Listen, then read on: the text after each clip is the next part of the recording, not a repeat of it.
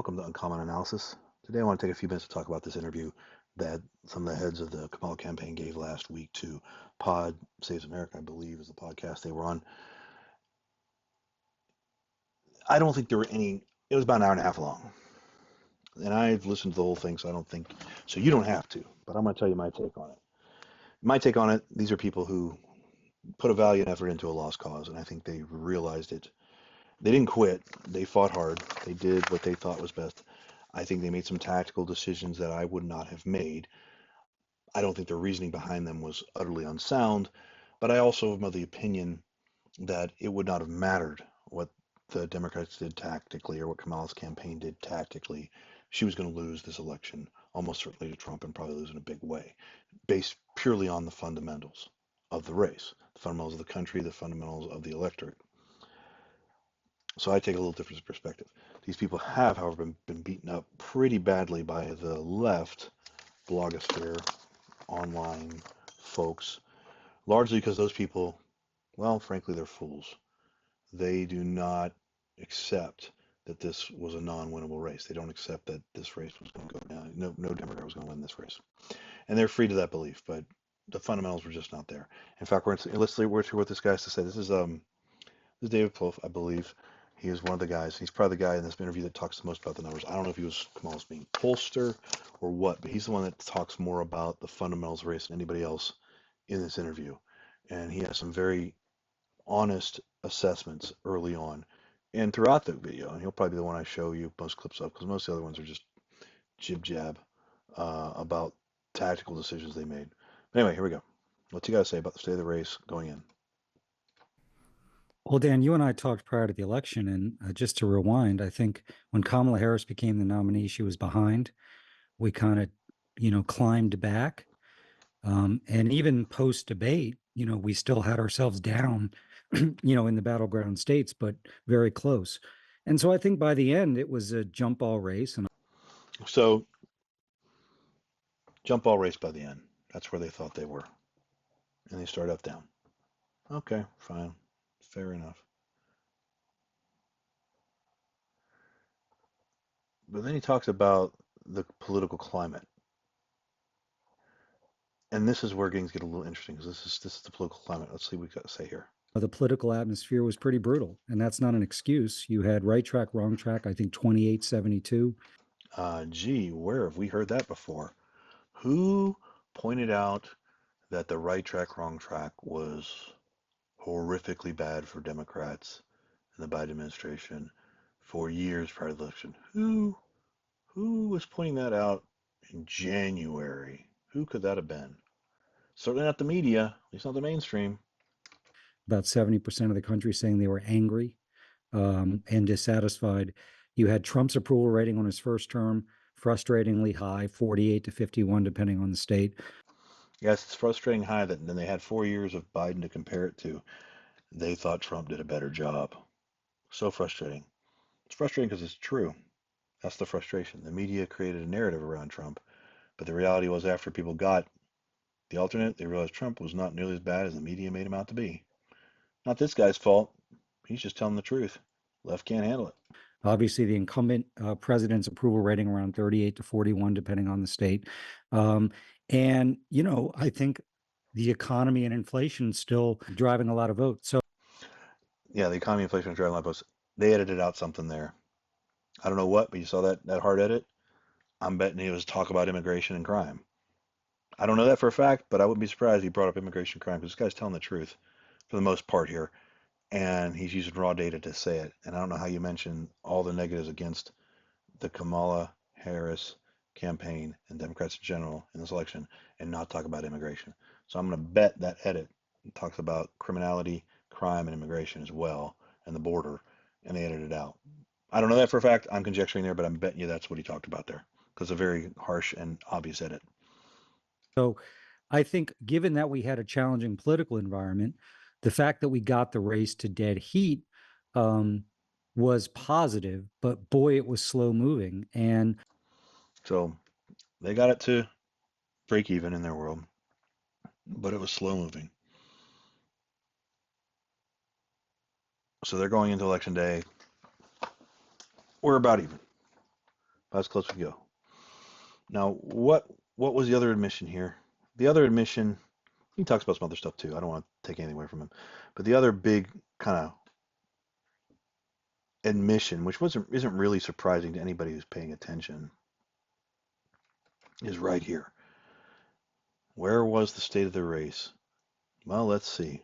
back, but we were behind. I mean, I think it surprised people because there was these public polls that came out in late September, early October, showing us with leads that we never saw. I mean, it was just basically a race that in the battlegrounds. So there you go.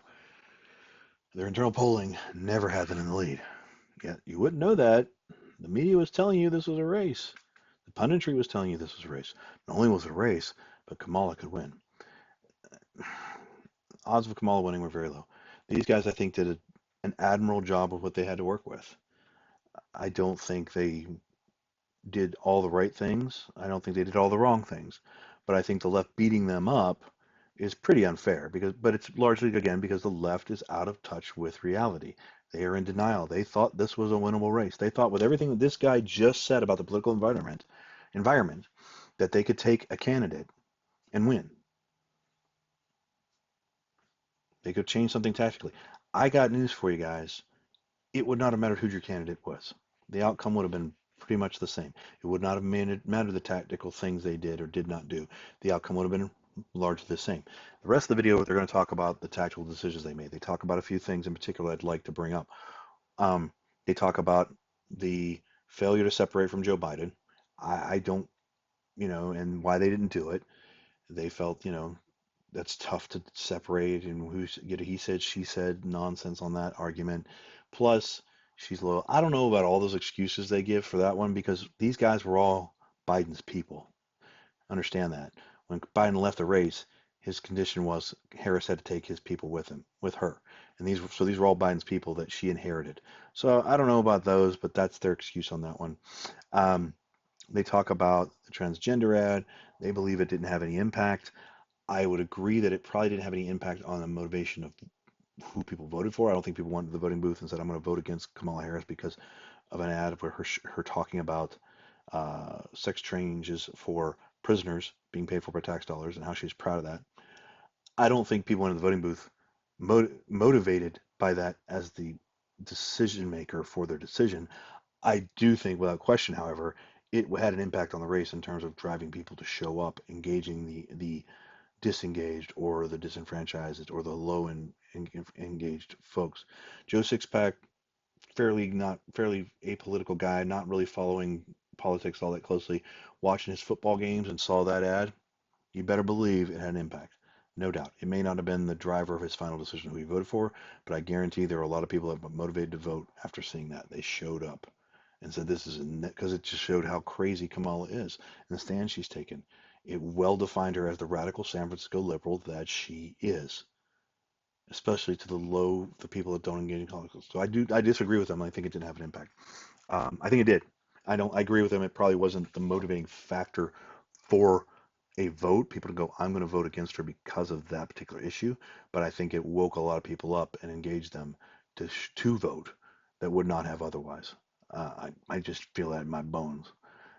So I disagree with them on that. Let's see what other big things did they discuss.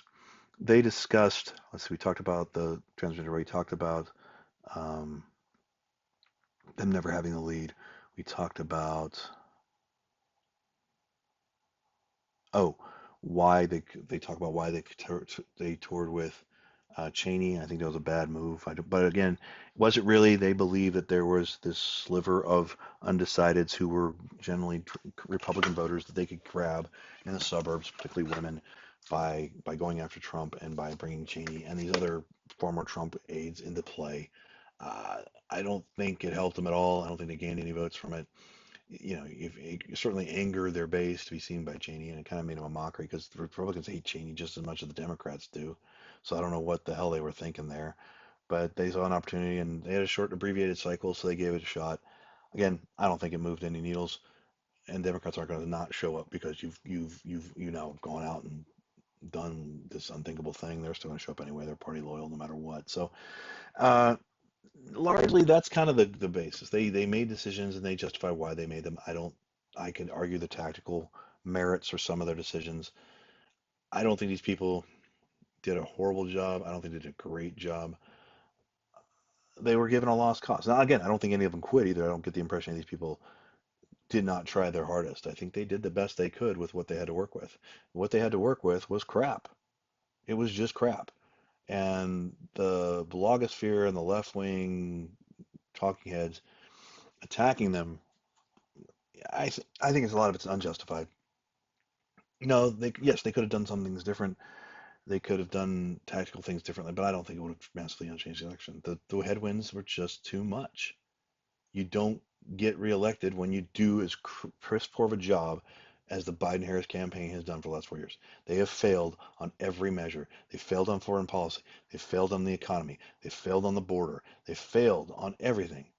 Everything. The belief that abortion somehow was going to unify and overcome all that was ludicrous. Because I hate to break this to you guys. I hate to break it to the leftists out there and the Democrats out there. There are women who do not support abortion. Just so you know, there are women that are more worried about their daughter getting brain damage from having a man spike a ball into her head, playing volleyball as a quote unquote girl. There are women that worry about that as much or more than whether or not they can have an abortion. This mindset, and they do. I think they actually mentioned sometime in there that late Stelter poll that showed women breaking hard for Harris, which was just garbage. That Iowa poll was so laughable. But they bought into that a little bit, which I would not have bought into that poll for 1 second had I been on this team. I would have told them they're crazy. But you know, different strokes, I guess. Anyway, that's all I got to say today. I hope you guys have a great day, and I am out. Oh, sorry. If you like this channel and like stuff like this, please subscribe, like, share, comment. Helps with the algorithm and will help you grow the channel. I appreciate it, guys. Have a great night, and I am out.